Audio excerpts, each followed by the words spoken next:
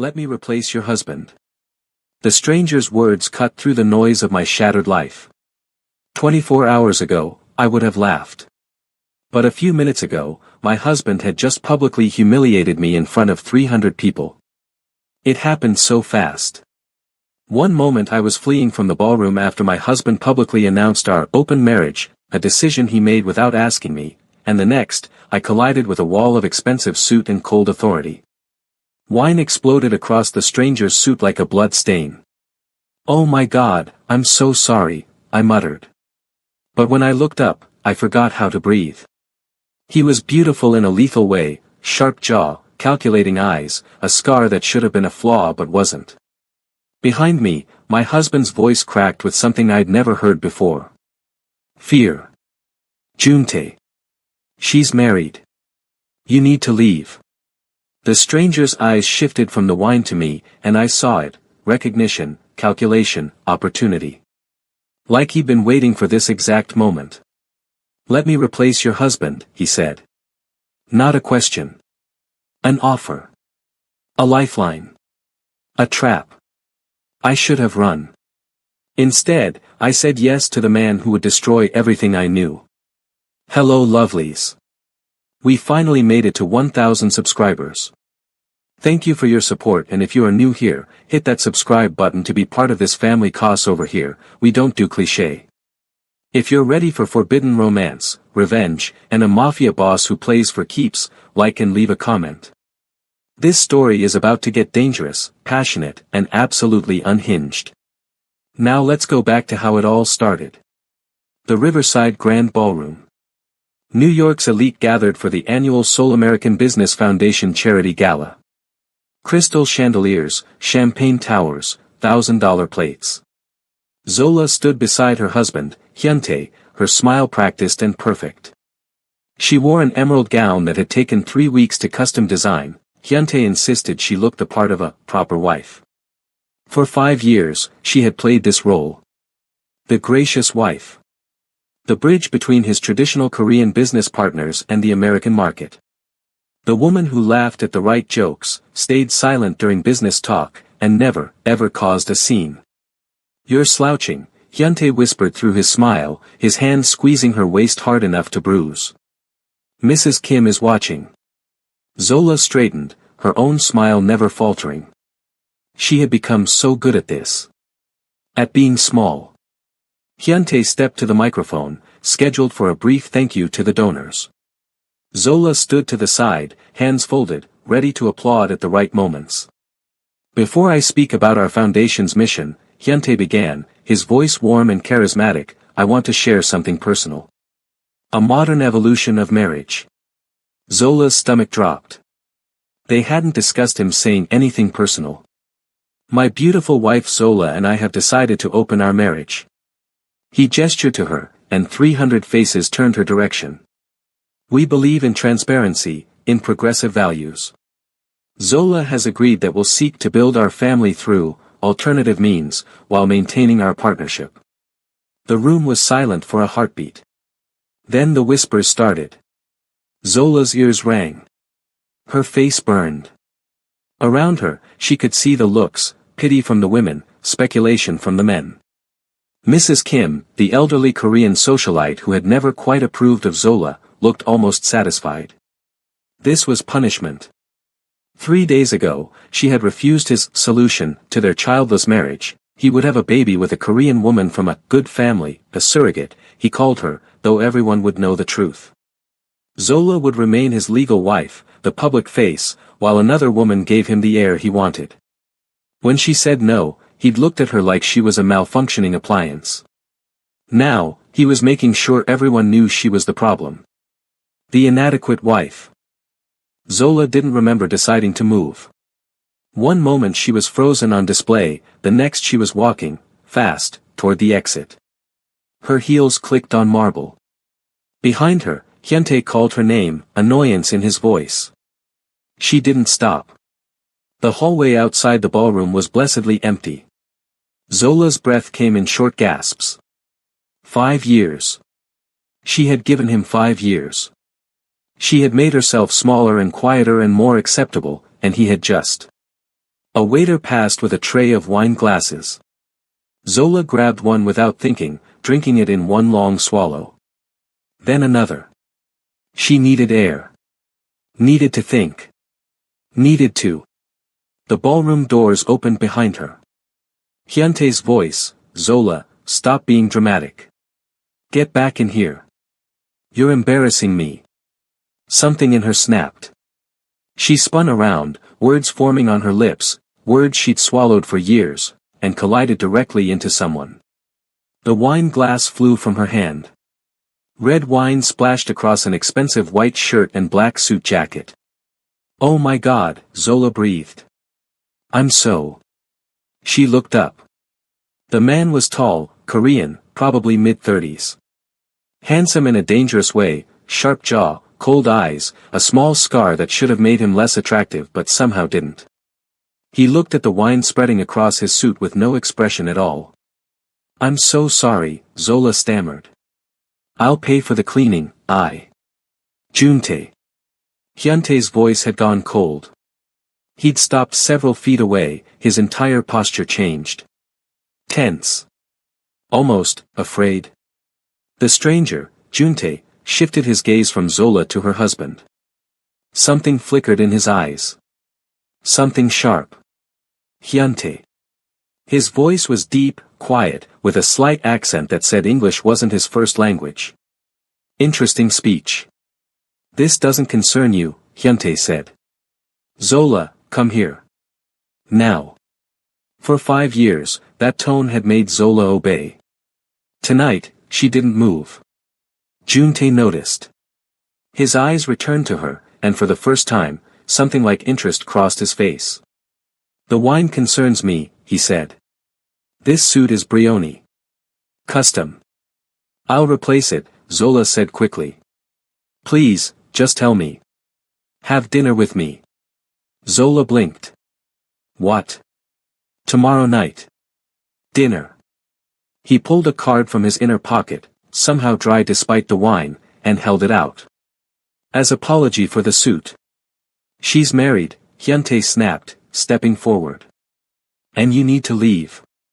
This is a private event." "I was invited," Juntae said mildly.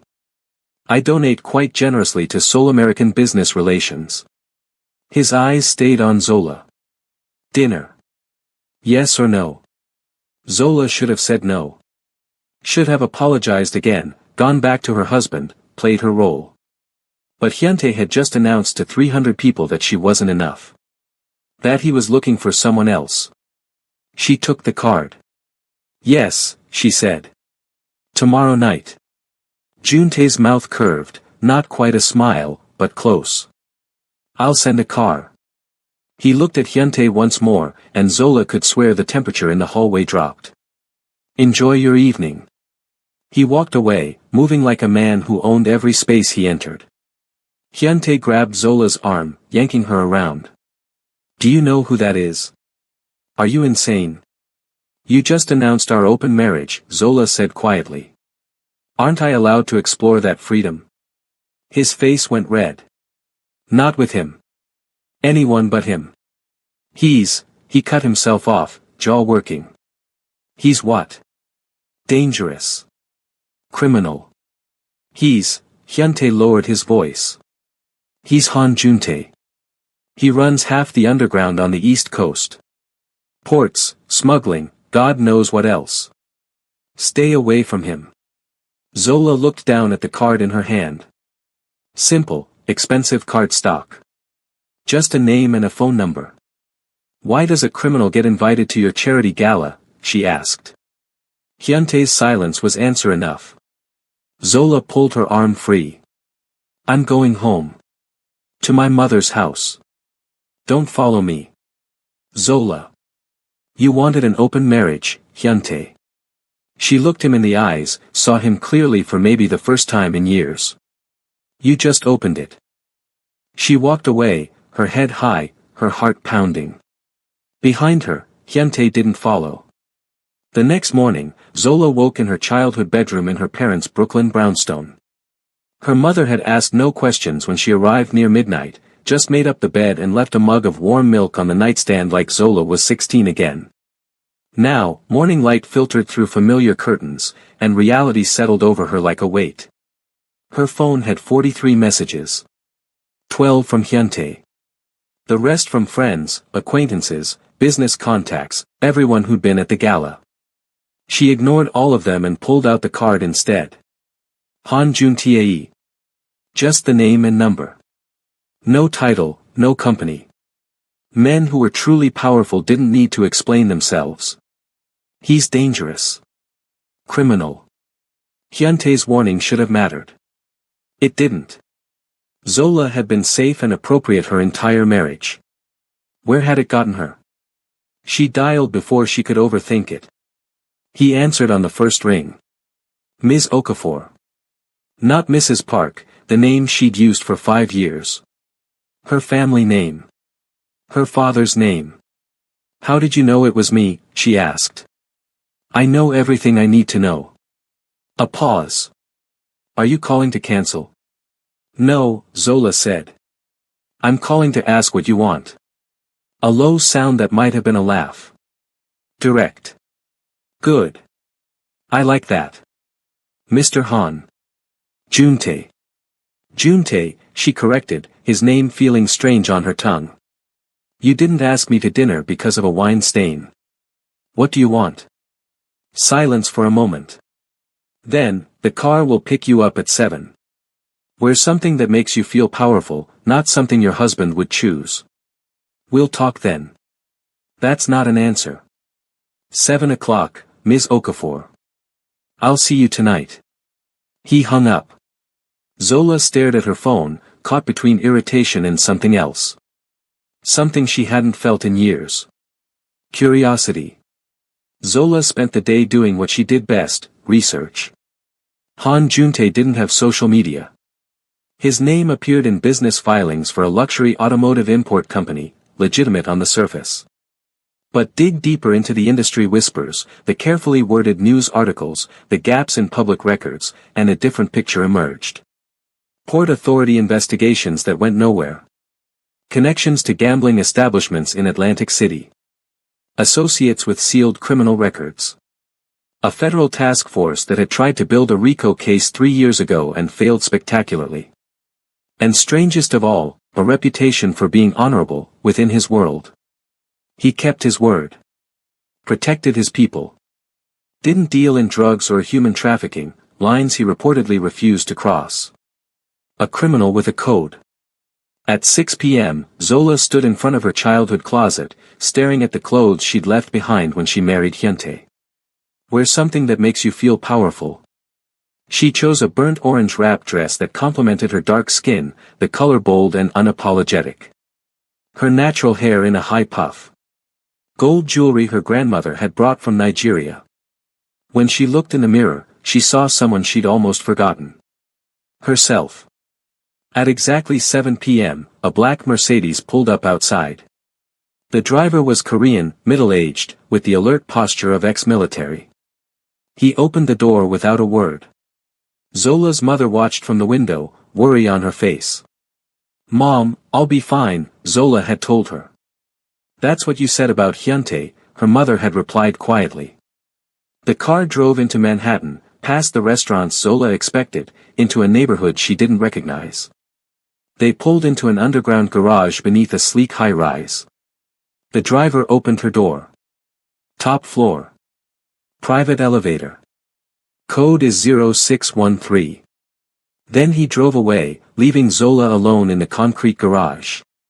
This is insane, she thought. You don't know this man. He could be. But she was already walking to the elevator. 0613, the doors opened directly into a penthouse apartment. Floor-to-ceiling windows overlooked the Manhattan skyline. Minimalist furniture, expensive and spare. Everything in blacks, grays, whites, except for a single piece of art on the wall. Korean calligraphy, bold red on cream paper. Juntae stood by the windows, still in a suit, whiskey in hand. He turned as she entered. Ms. Okafor. His eyes traveled over her, not leering but assessing. Orange. Bold choice. You said to wear something powerful. I did. He gestured to the dining table, set for two. Are you hungry, or would you prefer I tell you why you're here first? Talk first. He smiled, really smiled this time, and it transformed his face. Made him look younger. More dangerous. Honest. Good. He set down his drink. I'll be equally honest. I want to destroy your husband. You're the key to doing that. Zola's breath caught. Excuse me. Park Hyuntae has been a problem for me for 3 years, Juntae said calmly. His hedge fund launders money for people I have conflicts with. His business partners have been trying to push into my territories. And personally, his eyes went cold. His family played a role in destroying my father's legitimate business 15 years ago. I've been patient. Strategic. But last night, seeing him humiliate you in public. He paused. That gave me an opportunity. An opportunity, Zola repeated flatly. You mean me? Yes. At least he didn't lie. What exactly do you want? She asked. Juntae moved closer, stopping just inside her personal space. I want you to be seen with me. Publicly. Frequently. I want every business contact your husband has to wonder if his wife has taken up with his enemy. I want him paranoid, distracted, making mistakes. You want me to pretend to date you for revenge. Not pretend, Juntae said. Publicly, it will be very real. You'll attend events with me. Stay in my homes. Be protected by my people. In return, I'll give you 3 things. First, protection. Your husband won't touch you or threaten you while you're under my care. Second, information. I'll prove to you exactly who and what he is. And third. His voice dropped. Power. The ability to make him feel as small as he made you feel last night. Zola's heart pounded. And what do you get besides my husband's paranoia? Isn't that enough? No, she said. You're too smart for this to just be about distraction. What's the real game? Juntae studied her for a long moment. Then he said, while he's watching you, he won't be watching his business. His partners. The federal investigation that's about to get very interesting. He tilted his head. I'm offering you a front row seat to his destruction, Zola. The question is, do you want it? She should have said no. Should have walked out. But she thought of 5 years of making herself smaller. Of last night, standing on display while he announced her inadequacy to 300 people. Of the fact that he'd never loved her. Never saw her as more than an asset. What would this arrangement look like, she asked. Victory flashed in Juntae's eyes. You move into one of my properties. Publicly, we're dating, exclusive and serious. You accompany me to events. You're seen. You're photographed. You let me dress you, protect you, and give you the life you deserve. And privately? Privately, you have your own space. Your own room, unless you choose otherwise. I won't touch you without your explicit consent. His voice was firm. I'm many things, Zola, but I'm not your husband. I don't take what isn't freely given. How long? 3 months. By then, either your husband will have made the mistakes I need, or... He shrugged. We'll reassess. And after 3 months, you walk away with a very generous settlement for your time and trouble. Plus whatever you want from your husband's ashes. Zola moved to the windows, looking out at the city lights. Why me? If you just need someone to make him paranoid, there are 1,000 women. Because it has to be you, Juntae interrupted. You're his pride. His proof that he's modern and open-minded. See how he married a black woman. But he never respected you. He paraded you when it served him and diminished you when it didn't. Taking you isn't just taking any woman. It's taking the symbol of everything he pretends to be and revealing what he actually is. He moved beside her, close enough that she could smell his cologne, something expensive and subtle. And because, he added quietly, when I researched you, I found someone brilliant. Someone who built her career on reading people and markets. Someone who deserved far better than to be humiliated at a charity gala.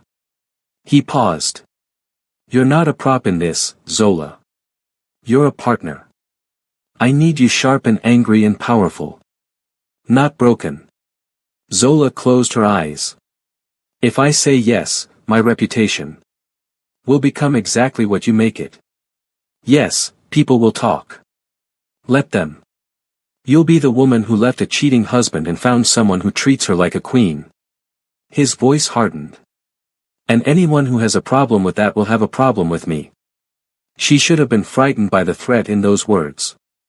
Instead, she felt something else. Protected. When was the last time anyone had protected her? Zola opened her eyes, met his gaze in the reflection. I want some conditions of my own. Name them. First, I keep my business. My clients, my reputation in my industry. I won't be just your accessory. Agreed. I'll even help expand your client base if you want. Second, I can leave at any time. If this becomes dangerous or something I don't want, I walk, no questions. He hesitated, then nodded.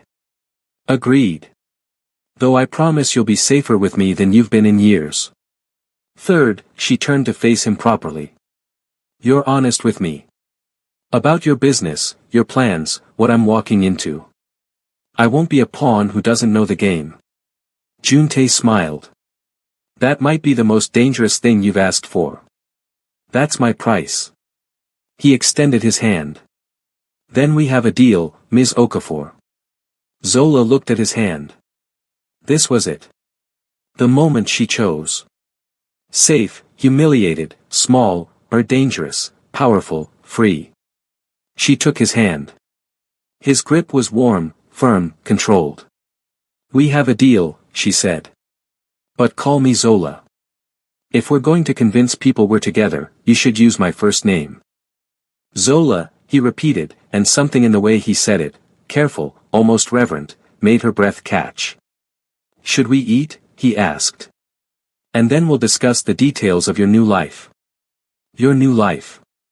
Zola sat at the table, and Juntae poured her wine, a different vintage than the one she'd spilled on him, but equally expensive. To revenge, he said, raising his glass. Zola raised hers. To freedom. Their glasses clinked, and Zola drank, feeling like she was standing on the edge of a cliff. She just hoped she could fly. 2 days later, the penthouse in Tribeca had a view of the Hudson River and more square footage than Zola's childhood home. 3 bedrooms, a chef's kitchen she'd probably never use, and a walk-in closet that was currently being filled by a team of stylists Juntae had hired. This is too much, Zola said for the 3rd time.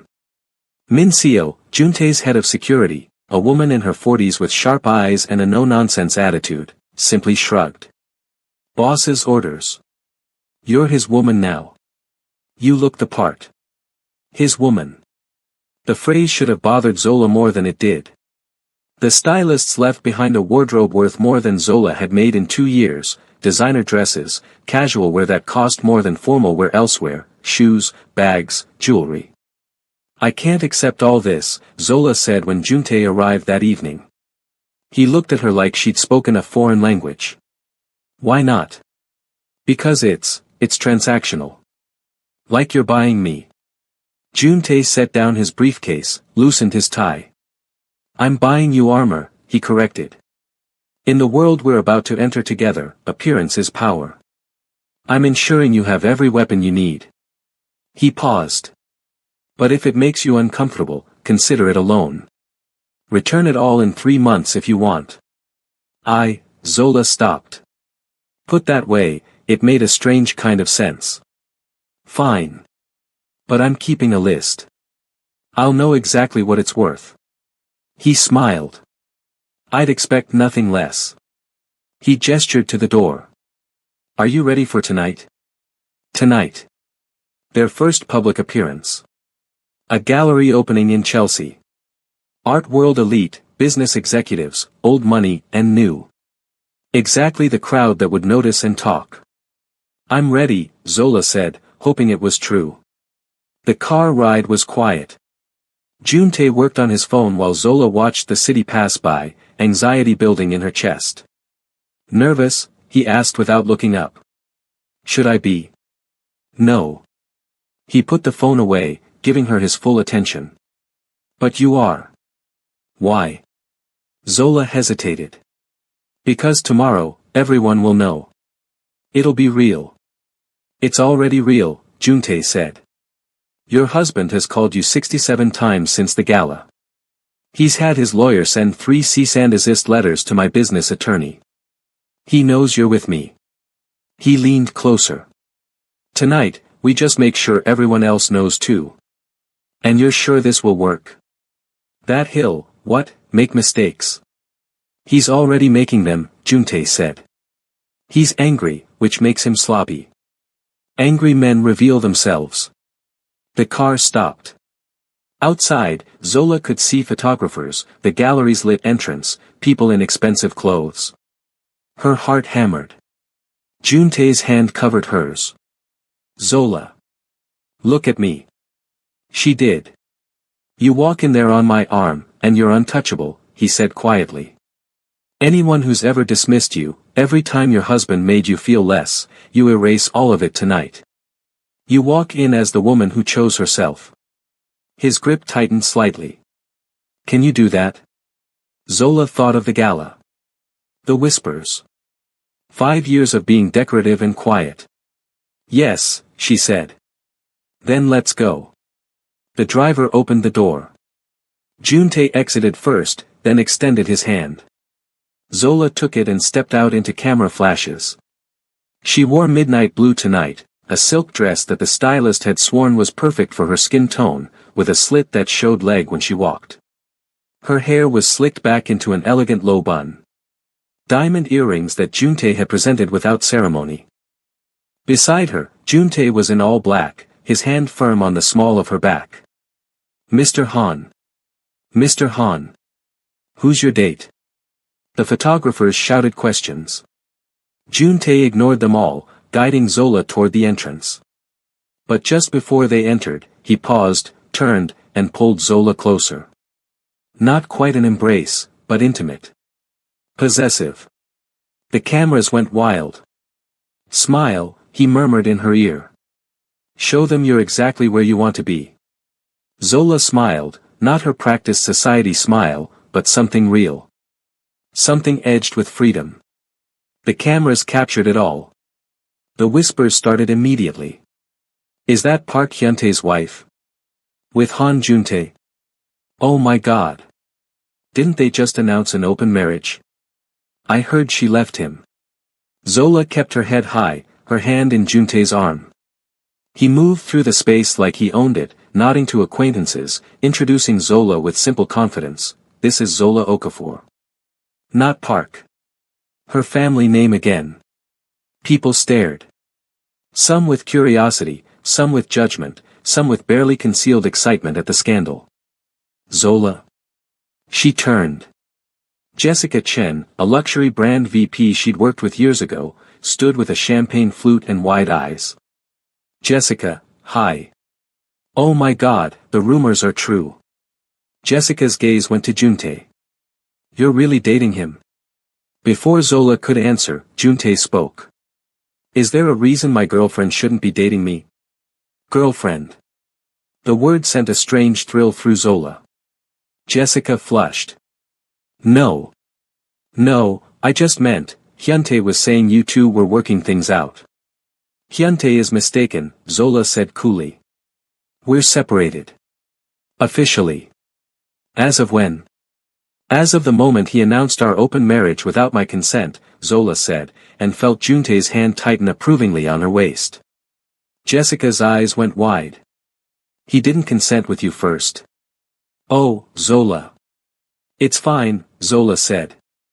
I'm exactly where I want to be now. She meant it as a performance. A line for Jessica to repeat in the Whisper Network.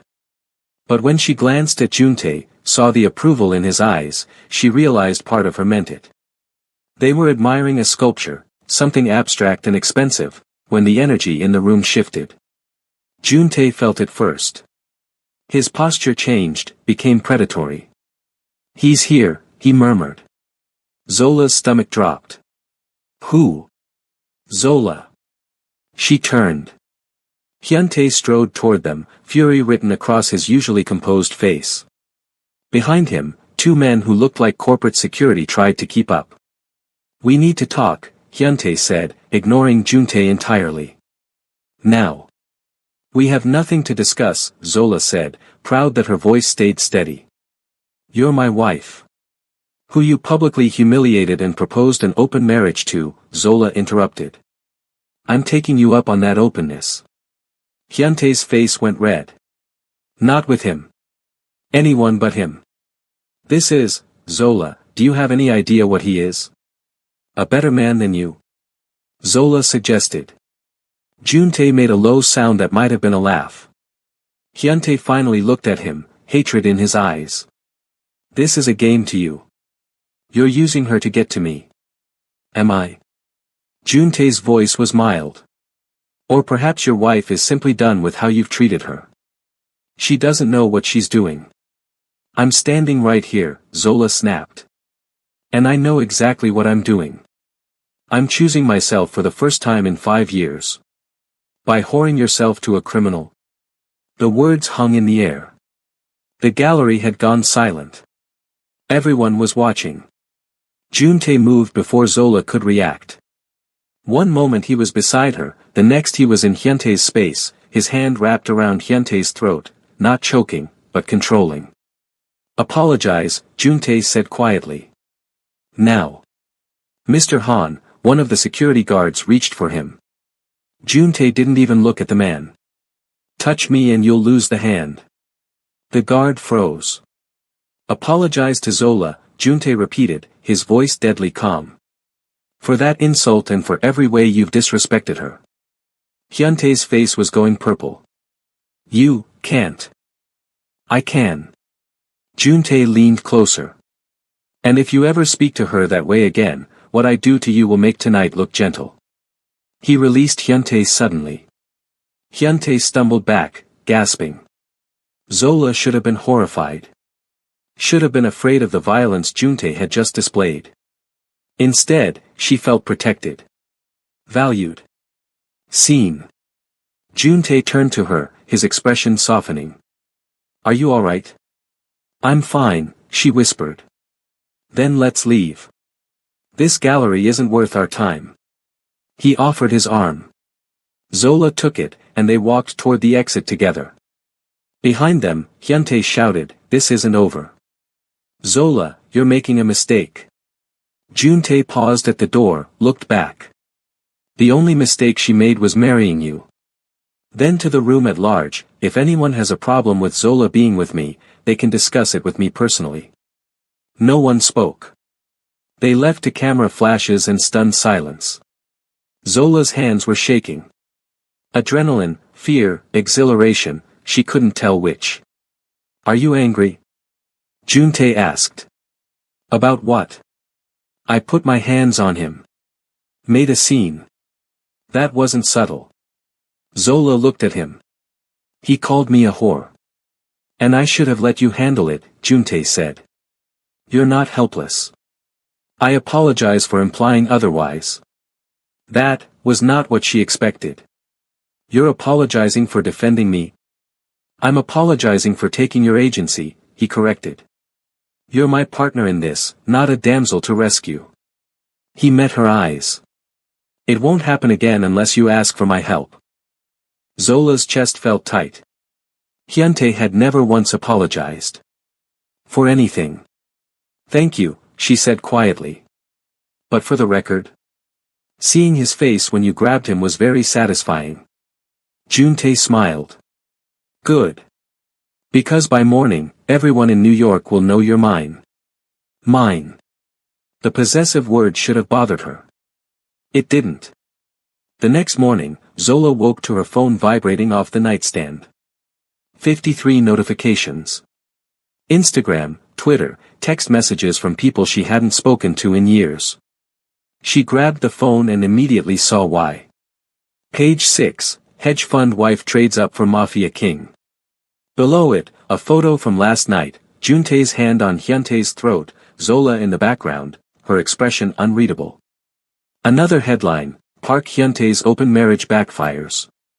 And another, who is Zola Okafor? Everything we know about Han Juntae's new girlfriend. Zola's heart pounded. This was what she'd agreed to, but seeing it in print made it real in a way last night hadn't. Her phone rang. Juntae. Have you seen the news? She asked instead of hello. I wrote half of it, he said calmly. My publicist ensured the narrative stayed favorable. You're the wronged wife who found someone better. He's the arrogant husband who thought you'd accept humiliation. Your publicist, Zola repeated. You have a publicist? I have many things. A pause. How are you feeling? Honest question. He seemed to ask those a lot. Overwhelmed, Zola admitted. My parents called. My father wants to know if I need him to handle things. She laughed shakily. I'm 38 years old and he's ready to fight for me. He sounds like a good father, Juntae said. Do you want me to speak with him? Assure him his daughter is protected? The offer was so unexpected that Zola didn't know what to say. Maybe. Let me talk to him first. Of course. I'm sending a car for you at 11. We have a lunch meeting. What kind of meeting? The kind where you smile, look beautiful on my arm, and let certain people see that you're very much with me. His voice lowered. And where you start to understand what I actually do. You asked for honesty. Today, you get it. The line went dead. Zola stared at the phone, then at the headlines. What am I doing? But she got up and got ready anyway.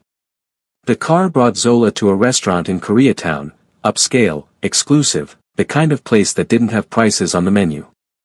Juntae waited in a private room, but he wasn't alone. 3 Korean men sat at the table. Older, 50s or 60s, expensive suits and watchful eyes. The kind of men who'd seen and done things. Juntae stood when she entered. Zola. Come, sit. He pulled out the chair beside him, not across, but next to him. Claiming her position. Gentlemen, this is Zola Okafor. Zola, these are my associates, Mr. Kim, Mr. Cho, and Mr. Lim. Associates. Right. Ms. Okafor, Mr. Kim said in accented English. We've heard much about you. All good, I hope, Zola said, falling into her professional consultant voice. Mr. Kim smiled. You were married to Park Hyuntae. That is not good. The other men chuckled. We're separated, Zola said carefully. Because he is a fool, Mr. Cho added. Any man who does not value his wife deserves to lose her. Juntae's hand found Zola's under the table. A warning? Support? She couldn't tell. The lunch proceeded like a strange business meeting. The men discussed shipping schedules, port delays, merchandise that Zola suspected wasn't entirely legal. They spoke in a mix of English and Korean, sometimes forgetting she was there, sometimes directly asking her opinion on luxury brand trends in Asian markets. Slowly, Zola realized, they were testing her. Seeing if she could handle this world. If she'd panic or judge or run. She didn't. Instead, she asked intelligent questions, offered actual business insights, and pretended the criminal undertones were completely normal. By the end of lunch, Mr. Kim nodded approvingly at Juntae. She is smart. Much better than the last one. There was no last one, Juntae said coolly. Zola is the first woman I've brought to meet you. The weight of that statement settled over the table. Mr. Lim grinned. Ah. Serious, then. Very, Juntae confirmed, his eyes on Zola. In the car, Zola finally breathed. What was that? That was me keeping my promise, Juntae said. You wanted to understand my world. Those men control significant parts of my East Coast operations. Shipping, logistics, some less legal ventures. They needed to meet you, assess you. Assess if I'm a liability, you mean? Assess if you're worthy of my protection, he corrected. There's a difference. He poured her water from the car's built-in bar. You did well. They liked you. They talked about smuggling luxury cars right in front of me. Cars, among other things. He watched her carefully. Does that bother you? It should have. Zola had built her career on legitimate business, on ethics and reputation. But she thought of Hyuntae's legitimate hedge fund and the dirty money it laundered. The way he'd used his legal marriage to trap her. Everyone's dirty, she said quietly. At least you're honest about what you are. Juntae's expression shifted, surprise, maybe respect. You're not what I expected. What did you expect? Someone I'd have to shield from reality. Protect from hard truths. He leaned back. But you don't flinch, do you? I spent 5 years married to a narcissist who gaslit me daily, Zola said. Your world is dangerous, but at least it's honest danger. Juntae studied her for a long moment. Then, I'm taking you somewhere tonight. Somewhere few outsiders see. Where? My real office. That night, the car took them to Red Hook, Brooklyn. Warehouse district, industrial, the kind of place tourists never saw. They entered through a nondescript door, down a hallway, into a space that looked like a legitimate shipping company office, until they went through another door. The room behind it was pure command center. Multiple screens showing port cameras, shipping manifests, what looked like tracking data. A dozen people working computers, speaking into headsets in Korean and English. Maps of the eastern seaboard on the walls, marked with pins and routes. This is where we actually work, Juntae said. Coordinating shipments, tracking competitors, managing the network. A woman approached, Korean, late 20s, efficient looking. Boss. The Baltimore shipment cleared. No issues. Good. And the Newark situation? Handled. The union rep accepted our terms. Excellent. Juntae turned to Zola. This is Sunmi, my operations manager. Sunmi, this is Zola. Sunmi's eyes widened slightly, clearly she'd heard about Zola, but she bowed politely. Ms. Okafor. Welcome. Thank you, Zola said, feeling surreal. Sunmi returned to work, and Juntae guided Zola to a private office overlooking the command center. You run this like a corporation, Zola observed. Because it is one. Illegal in some aspects, but still a business. Logistics, personnel management, client relations. He sat on the edge of his desk. I'm not a thug, Zola. I'm a businessman who operates outside certain laws because the system is rigged against people like my father. Like me. What happened to your father? Juntae's expression hardened. He ran a legitimate import business. Korean goods, textiles, automotive parts. He played by the rules, trusted the wrong partners, including the father of one of Hyuntae's current investors. They framed him for customs fraud, destroyed his reputation, took everything. He looked away. He died of a heart attack 6 months later. Broken. And you rebuilt, Zola said softly. I rebuilt smarter. Outside the system that killed him. He met her eyes. Your husband's fund does business with the same people who destroyed my father. So yes, this is personal. But it's also justice. Zola moved closer. And I'm your weapon. You're my partner, he corrected. There's a difference. Is there? Zola challenged. Or am I just a prettier version of revenge? Juntae stood, closing the distance between them. You want truth? Here it is. Yes, I initially saw you as an opportunity. The perfect way to destabilize Park Hyuntae. His hand came up, fingers brushing her jaw. But that was before I spent time with you. Before I saw how you handle pressure, how you think, how you refuse to be diminished. His thumb traced her cheek. You stopped being just a tool the moment you walked into my penthouse and demanded conditions. Now you're complicated. Zola's breath caught. Complicated how? Complicated in that I find myself caring whether you're comfortable. Whether you're happy. Whether you feel respected. His voice dropped. Complicated in that when your ex-husband called you a whore, I wanted to kill him. Not for strategic reasons. Because he hurt you. The air between them felt charged. This is fake, Zola whispered. This whole thing is performance. Is it? Juntae's eyes searched hers. What were you performing when you smiled at me in the car yesterday? When you held my hand at lunch today? Nothing. She'd been performing nothing. We have a deal, Zola said, but her voice wavered. 3 months. Business arrangement. Yes, Juntae agreed. We do. But he didn't step back. Neither did she. The moment stretched, taut as a wire. Then Juntae's phone buzzed. He stepped back, the spell broken, and checked it. His expression went cold.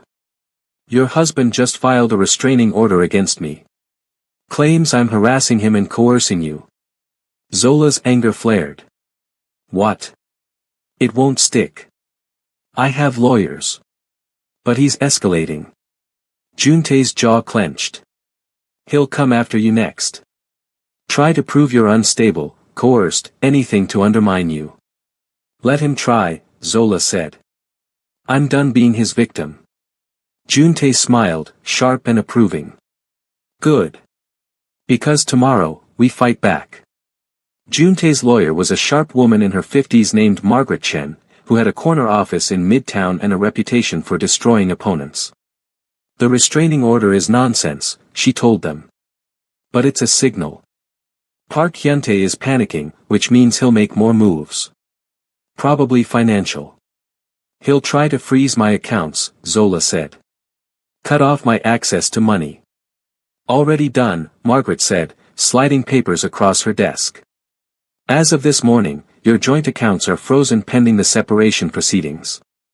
Zola's stomach sank. She'd known it was coming, but still. He can't touch the accounts I opened for you, Juntae said calmly. You have full access to funds. He can't control you financially. Zola wanted to argue, to say she didn't need his money. But that was pride talking, and pride wouldn't pay her bills. Thank you, she said instead. Margaret continued, we'll file for legal separation immediately, citing his public humiliation of you as cause. The open marriage announcement gives us ammunition. He changed the terms of your marriage without consent. She looked at Zola. But I need to ask, is there anything in your past he can use against you? Affairs, financial irregularities, anything? Nothing, Zola said. I was a perfect wife. The bitterness in her voice was sharp. Good. That makes you sympathetic. Margaret turned to Juntae. And you need to be very careful. No public violence, no obvious criminal activity. If he can prove Zola left him for a dangerous criminal, it hurts her position. I'm always careful, Juntae said. Margaret gave him a look that said she doubted that, but moved on. There's one more thing. I've been digging into Park Hyuntae's financials, and something's off. Off how? Zola asked. His obsession with having an heir, the surrogacy demand, it doesn't match his actual situation. Most men in his position would just divorce and remarry if children were that important. She pulled out another file. But he's never tried to divorce you. Never seriously pursued fertility treatments for you both. It's like he needs the appearance of trying without actually succeeding. Zola frowned. We did fertility treatments. 3 rounds of IVF. Initiated by him or by doctors? By him. Zola thought back. He scheduled everything, chose the clinic, handled all the paperwork. Margaret and Juntae exchanged a look. What? Zola demanded. What if the problem was never you? Margaret said carefully. The room went silent. That's impossible, Zola said.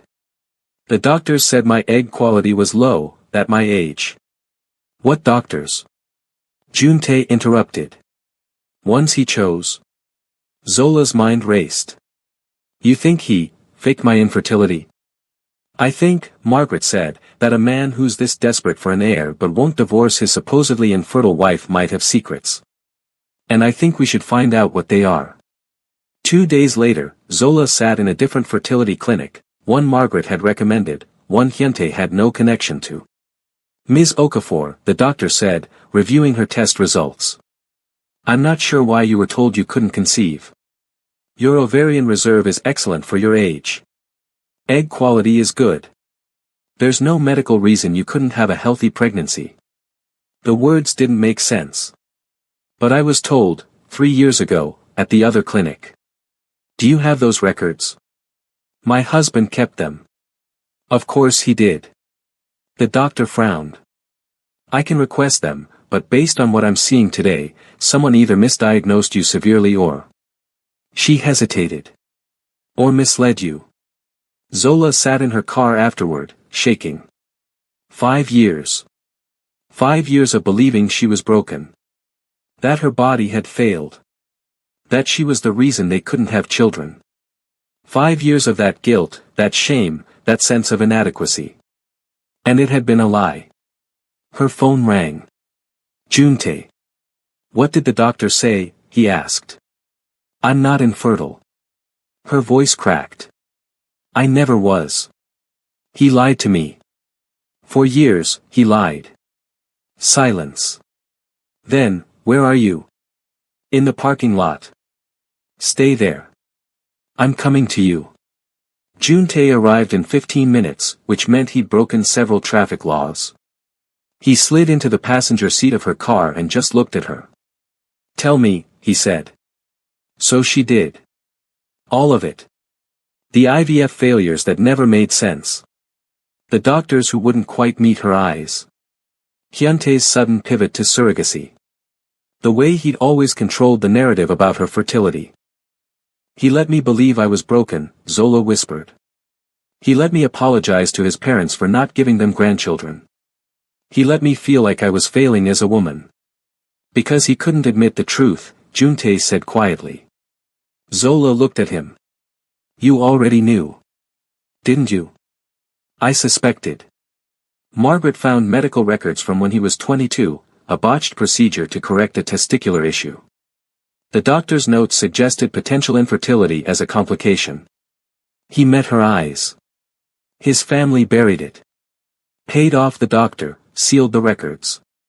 But nothing stays hidden forever. So he blamed me, Zola said. Made me the problem so no one would question him. Yes. The cruelty of it stole her breath. Not just the lie, but the systematic destruction of her self-worth to protect his ego. I want to destroy him, Zola said. Not just embarrass him. Destroy everything he's built on lies. Juntae smiled, dangerous and approving. Good. Because I have a plan. Back at the Tribeca penthouse, Juntae laid it out. In 3 weeks, there's a major investors meeting for Hyuntae's fund. His biggest clients will be there, including some who are already nervous about his stability after our public relationship. He pulled up documents on his laptop. If we can prove his infertility and his lies to you, we can paint him as a man who deceives everyone. His investors will run. How do we prove it? Zola asked. The medical records are sealed, but leaks happen. Margaret's working on it. He looked at her carefully. But there's another way. More direct. What? You get pregnant, Juntae said. Publicly. Clearly not his child, since you've been separated. It proves you were never infertile, which raises questions about why he told everyone you were. Zola's heart stopped. You want me to get pregnant? With whose? She stopped, seeing his expression. You're insane. I'm strategic, he corrected. Think about it, you, visibly pregnant with my child, thriving and healthy. It proves the problem was never you.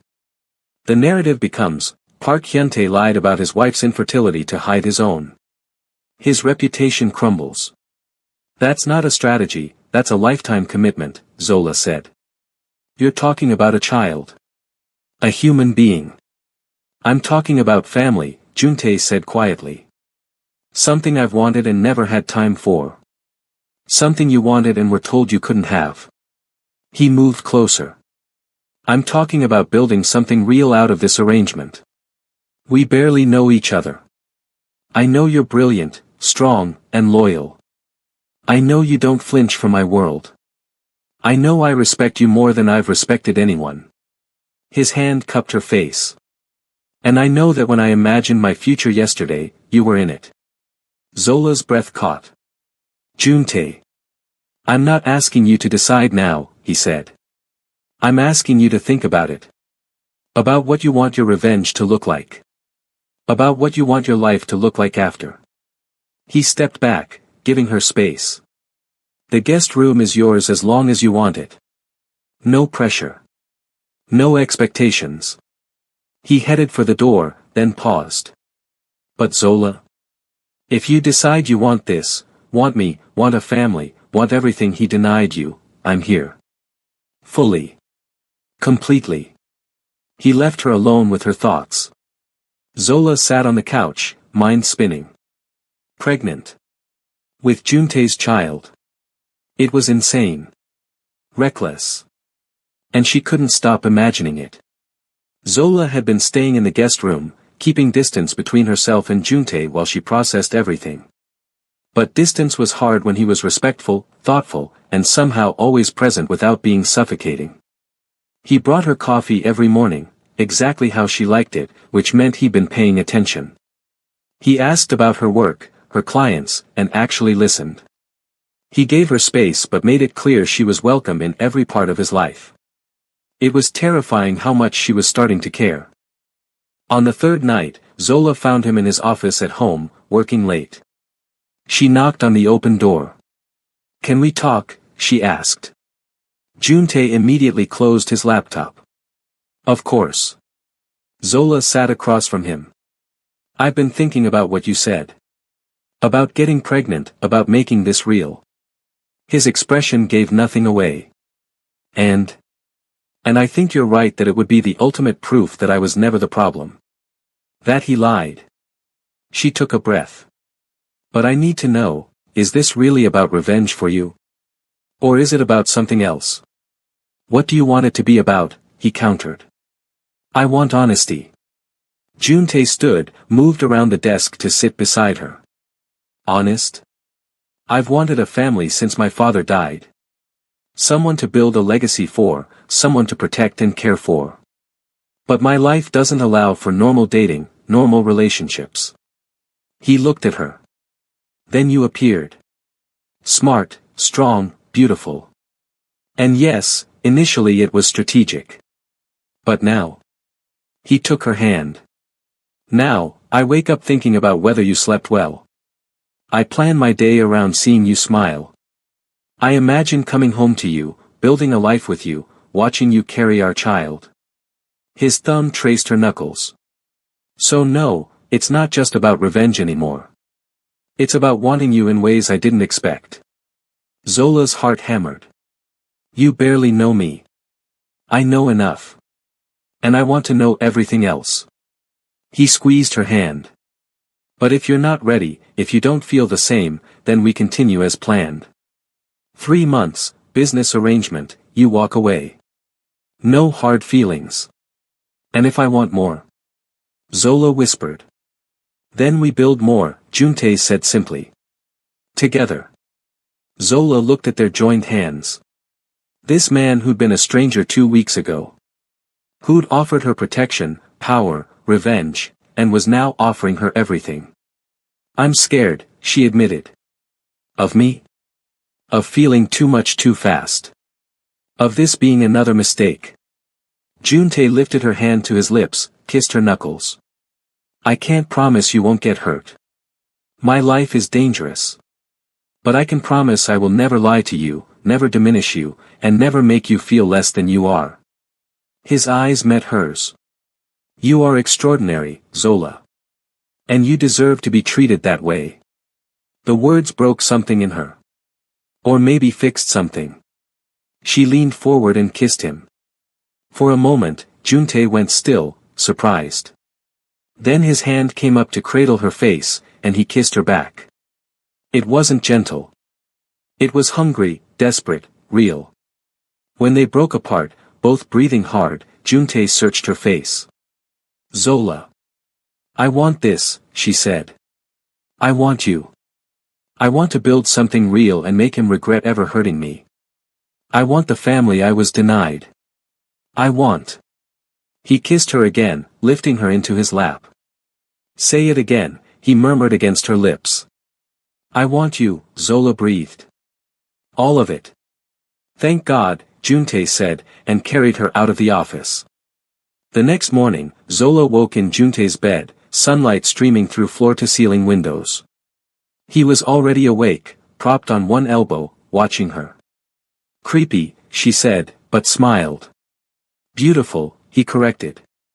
His hand traced her shoulder. How are you feeling? Like I just made a life-changing decision and I'm not sure if I'm brave or crazy. Brave, Juntae said firmly. Definitely brave. He kissed her forehead. We'll do this right. Doctor appointments, proper prenatal care, everything you want. I might not even get pregnant right away, Zola pointed out.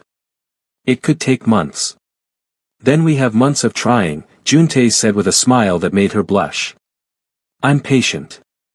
Zola laughed, feeling lighter than she had in years. What happens now? Now, we keep playing the public game while building our private reality. He pulled her closer. And we wait for your ex-husband to make his next mistake. Hyuntae's mistake came 2 days later. Zola was at a client meeting when her phone exploded with notifications. News alerts, texts, calls. She excused herself and checked. Breaking news, Park Hyuntae announces engagement to Korean heiress Kim Min-young. Below it, photos of Hyuntae with a beautiful Korean woman at least 10 years younger than Zola. The announcement claimed they'd been quietly dating and were now engaged, less than a month after his open marriage declaration. Zola stared at the screen, feeling nothing. No hurt. No jealousy.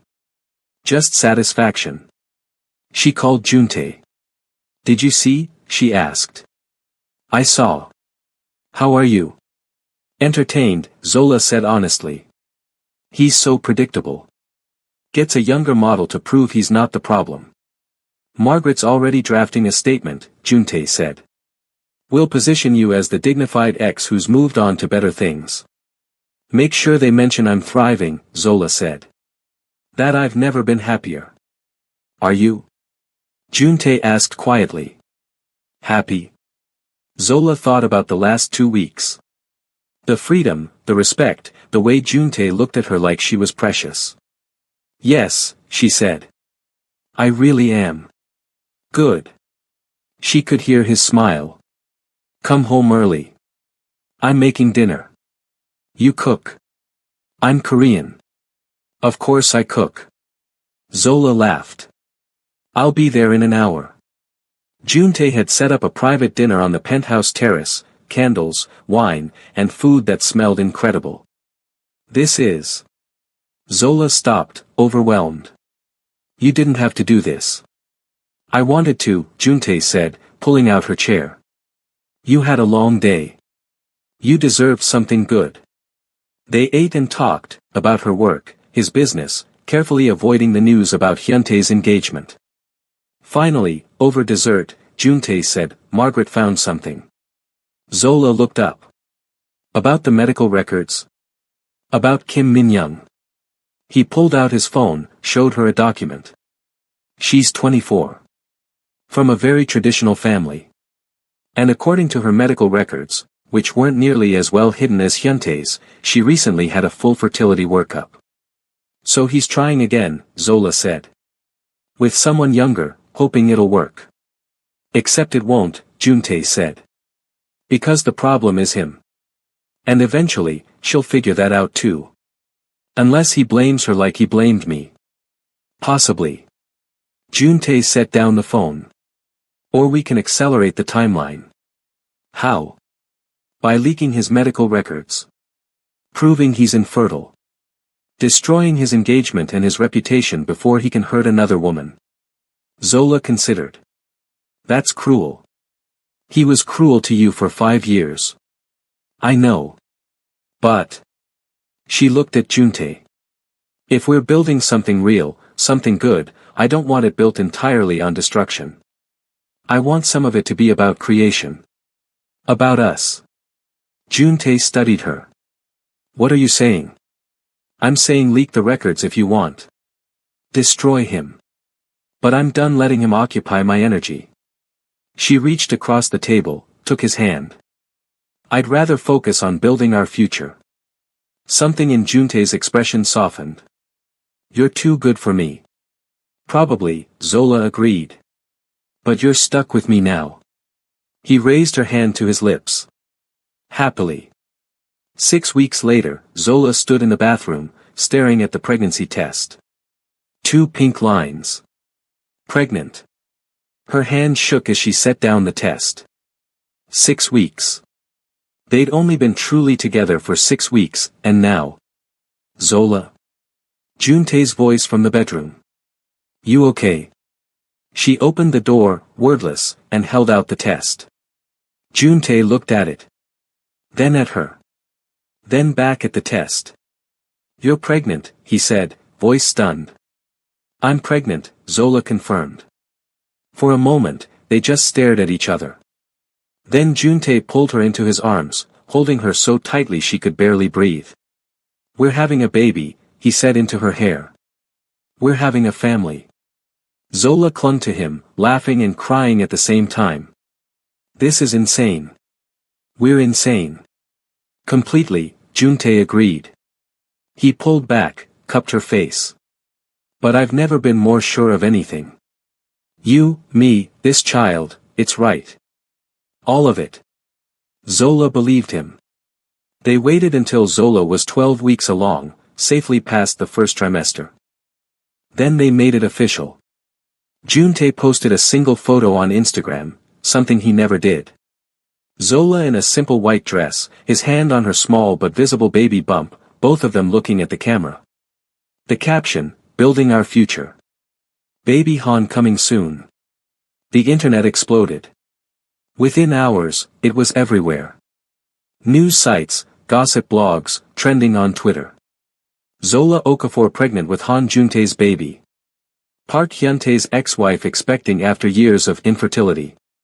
Questions raised about Zola's previous fertility issues. And just like that, the narrative shifted. If Zola could get pregnant so easily after leaving Hyuntae, why couldn't she get pregnant with him? The whispers started, maybe it was never her. Maybe he lied. Margaret's leaked medical records 3 days later confirmed it. Park Hyuntae infertile since age 22, hid condition from wife. The scandal was immediate and brutal. Hyuntae's engagement to Min Young fell apart within a week, her family publicly withdrew their support, citing deception. His investors began quietly pulling out, spooked by the lies and the instability. His reputation, built on control and perfection, crumbled. Zola watched it happen from the safety of Juntae's arms, and felt nothing but peace. Hyuntae showed up at the penthouse 3 weeks after the announcement. Security called up. Mr. Park Hyuntae is here. He's demanding to see Ms. Okafor. Juntae looked at Zola. Do you want to see him? Zola thought about it. The man who'd lied to her, controlled her, humiliated her. Yes, she said. I want to see him broken. They met in the lobby, neutral ground, with security watching. Hyuntae looked terrible. Thinner, exhausted, desperate. Zola, he said. Please.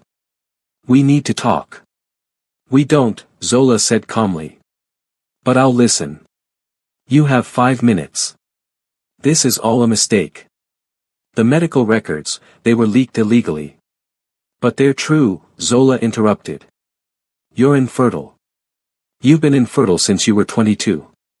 And you let me believe I was broken for 5 years. I was protecting you. You were protecting yourself. Zola's voice rose. You made me feel worthless to hide your shame. You humiliated me publicly rather than admit the truth. I'm sorry, Hyuntae said, and he might have even meant it. I made mistakes. But this pregnancy, this relationship, you're doing this to hurt me. No, Zola said. I'm doing this because I want a family. Because I want a man who respects me. Because I choose to be happy. She stepped closer. You're not even part of the equation anymore. You're irrelevant. Hyuntae's face crumpled. Zola, please. I've lost everything. My reputation, my fiancé, my investors. And I lost 5 years of my life believing your lies, Zola said. So we're even. She turned to leave. You think he's better than me? Hyuntae called after her. He's a criminal. He's dangerous. Zola looked back. He's honest. He sees me as an equal. And he's giving me everything you denied me. She smiled. So yes, he's infinitely better than you. She walked away, back to the elevator where Juntae waited. Hyuntae didn't follow.